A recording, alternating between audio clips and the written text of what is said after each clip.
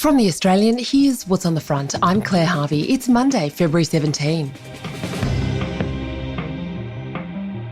3 foreign-born people with criminal convictions will be deported to Nauru under a deal struck by Immigration Minister Tony Burke. They're part of a group the government has been unable to deport or detain after a High Court ruling, despite some having committed violent offences, including murder. Now the government's looking for more deals to resettle the remaining 280 plus people. Anthony Albanese's approval rating has hit a record low, and a majority of voters don't think Labor should be re-elected.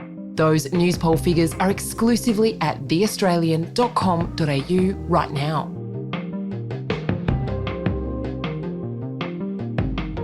It's a shocking case. A 15-year-old Noongar Yamatji boy in his school uniform, savagely beaten in Perth's suburbs.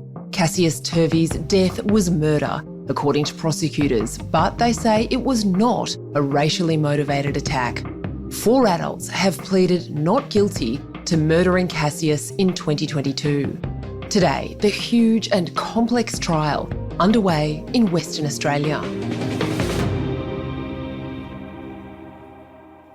On October 13, 2022, Cassius Turvey, a 15-year-old schoolboy from Perth's Noongar Yamatji community, stepped off a bus with a group of friends and began the walk home. Within hours, Cassius would be in hospital with lacerations and 2 brain bleeds. 10 days later, he was dead. Vigils were held around Australia and overseas for Cassius. One tragic death uniting the community. There were 15 fire pits at the ceremony, one to mark each year of Cassius Turvey's life.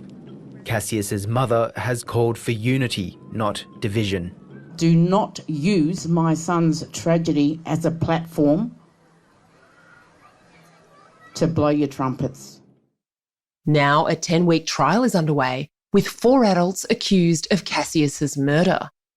All the accused are non-Indigenous, but prosecutor Ben Stanwyck's SC told the jury their alleged attack on an Aboriginal child was not about race. The prosecutor's been very clear to the jury that this was not a racially motivated crime. Paige Taylor's The Australian's Indigenous Affairs correspondent, and she's covering the trial. He has told them, you are going to hear some racially tainted language. And as an example, he said, black this, black that. But the jury's been told it would be wrong for them to believe that Cassius was targeted because he was Aboriginal. Stanwyck's told the jury there had been claims the incident was racially motivated, but anyone who said that had not heard or seen one shred of evidence. That message was echoed by the defence for at least one of the accused, who said any suggestion this was a race crime was misinformed, ill-advised and misguided. Murder is a Supreme Court matter in Western Australia, and this is being heard by the state's Chief Justice, Peter Quinlan. But this trial is being heard in one of the state's modern courtrooms in the District Court. It's a very large room. I can see 10 lawyers there every day, and they are up the front near the Chief Justice, Peter Quinlan. The 5 accused are in the dock facing the jury, who are on the other side of the room. The public gallery's been pretty full at times, and in fact, the public gallery's been so full at times that the media goes to a media room where they can see what's going on from a screen.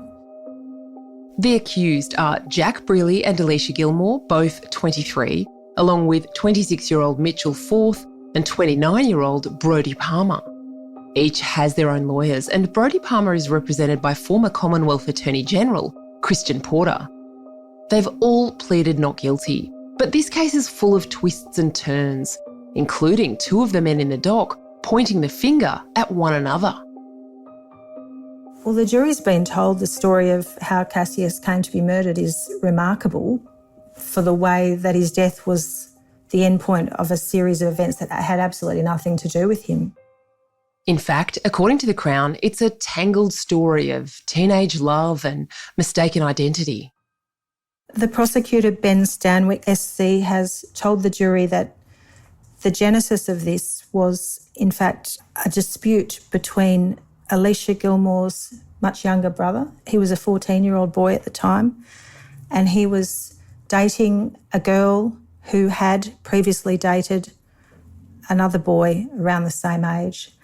And the prosecutor's telling the jury, keep in mind, when we say dating, these are 14-year-olds who had been seeing each other for a matter of days. So there was some tension apparently between this 14-year-old boy and the other boy who had previously dated his girlfriend. And this tension is alleged to have triggered a series of disputes. The boy's older sister is Alicia Gilmore, the girlfriend of Jack Brearley, and somehow they became involved in this dispute, which appears to have got bigger and escalated. At one point, Jack Brearley's windows were smashed, and on the day that Cassius was attacked, the prosecution says Jack Brearley was looking for revenge for his broken windows. The jury heard Brearley had said this: "We've used a voice actor to bring you the words read aloud to the jury, allegedly spoken by Jack Brearley. Somebody smashed my car windows. They're about to die." What the Crown is attempting to show the jury is an escalating series of violent events. 4 days before Cassius was beaten, the Crown says Jack Brearley, Mitchell Forth and another man, Ethan McKenzie, were involved in an assault on another 15-year-old boy. They say that three men, that's Jack Brearley, Mitchell Forth and Ethan McKenzie, were driving around looking to find some kids who had been making threats online. It was all part of what the prosecution said were petty grievances. And the prosecution says that on that day, 4 days before Cassius was attacked, they did find a boy, Cassius's age, 15. They weren't looking for Cassius, they were looking for kids that had been involved in this dispute. And the prosecution claims that they deprived this boy of his liberty, drove him around in a car.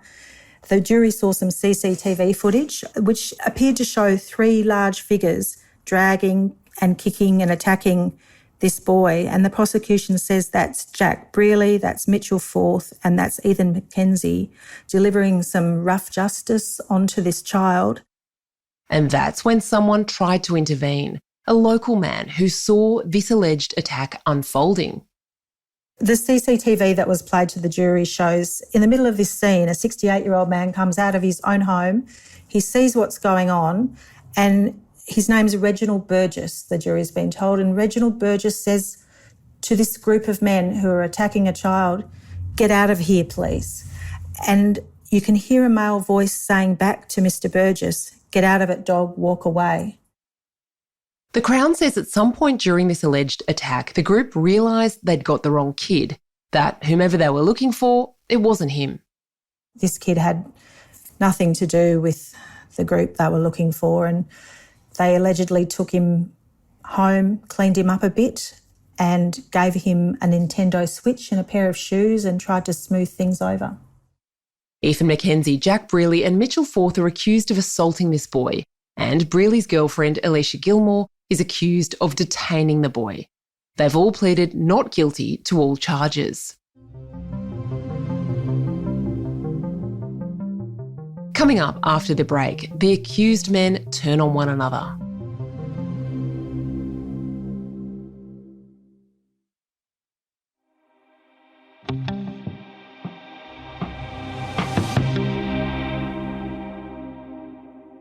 Any trial with 5 accused is going to be complicated and detailed. The jury will have to absorb a lot of evidence before they retire to deliberate on their verdict. And part of that complexity is that 4 people are charged with Cassius's murder, even though only one is alleged to have struck him with a metal pole. Well, the prosecution says only Jack Brearley struck the blows, but the other 3 are guilty of murder because of their roles on the day. They say that his friend Mitchell Forth is guilty of murder, and they say that Brodie is too, because they were there on the day and met the criteria for murder, which does not require the person to have actually struck any blows. They need to have shared a common purpose, for example.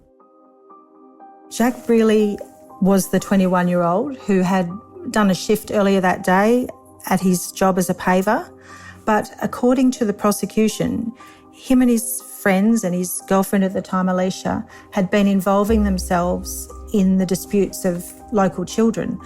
And according to the prosecution, Jack was extremely angry that his car windows had been broken. This was allegedly part of these ongoing disputes involving local kids.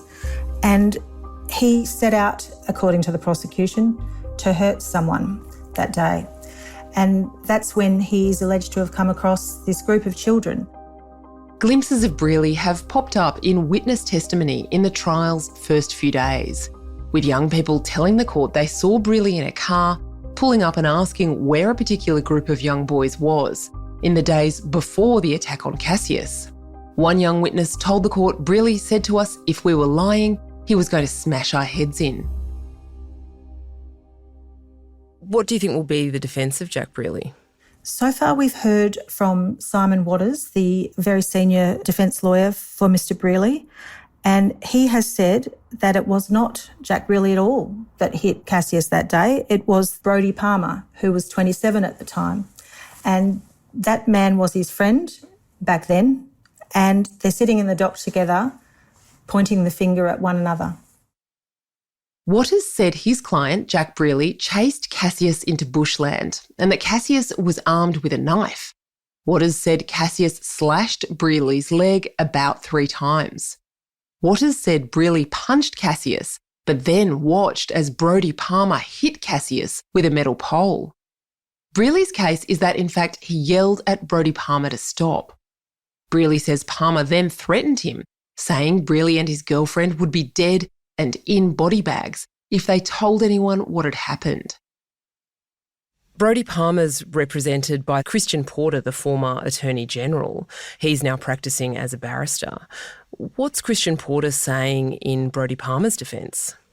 Well, Mr Porter has addressed the jury and he's told them this is a tragedy. This is the story of a beautiful 15-year-old boy who had his life cut short in the most disgusting of circumstances. And then he went on to say that his own client had behaved appallingly on that day. Here's a voice actor reading the words spoken in court by Christian Porter. At no point will I try to put any lipstick on the pig of my client's atrocious behaviour. He was behaving in an utterly and totally appalling way. But he did not strike Cassius Turvey. So he's telling the jury that while his client did some things that were appalling and there are no excuses, he's not guilty of murder. Christian Porter said this of Jack Brearley, the man the Crown says is the real attacker. He is pointing the finger at his former friend to save his own skin. This is the desperate act of someone who had proved to be a thug, a bully and a coward.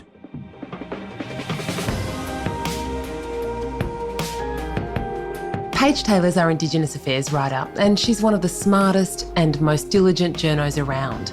We can't do the Australians' type of journalism, fair and fearless, without the support of our subscribers. So, if you like what you hear, consider subscribing at theaustralian.com.au.